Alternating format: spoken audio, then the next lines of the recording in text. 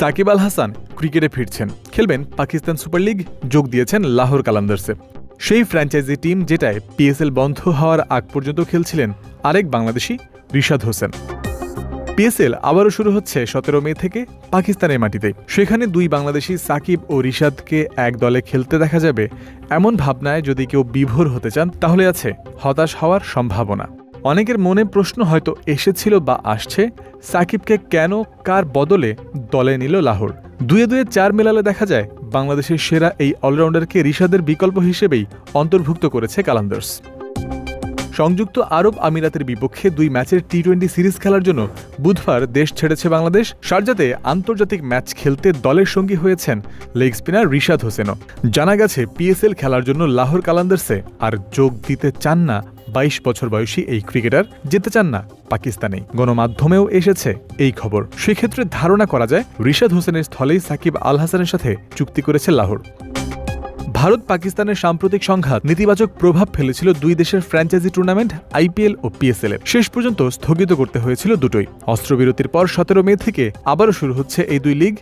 IPL খেলার জন্য অধিকাংশ বিদেশি ভারতে ফিরেও আসছেন, তবে পাকিস্তানের ক্ষেত্রে বিষয়টি ভিন্ন। অনেক ক্রিকেটারই আর সে দেশে ফিরবেন না বলে শঙ্কা রয়েছে। রিশাদও সেই পথেরই পথিক। তবে সাকিবকে আসলে কার স্থলে দলে নিয়েছে লাহোর, সে বিষয়ে তাদের কাছ থেকে অফিসিয়ালি কোনো ঘোষণা আসেনি এখনও। তাদের স্কোয়াডে আগে নেওয়া হয়েছিল, তবে বাকি থাকা অংশে অনুপস্থিত থাকবেন এমন অন্য কোনো ক্রিকেটারের স্থলেও সাকিবকে নিয়ে থাকতে পারে কালান্দার্স।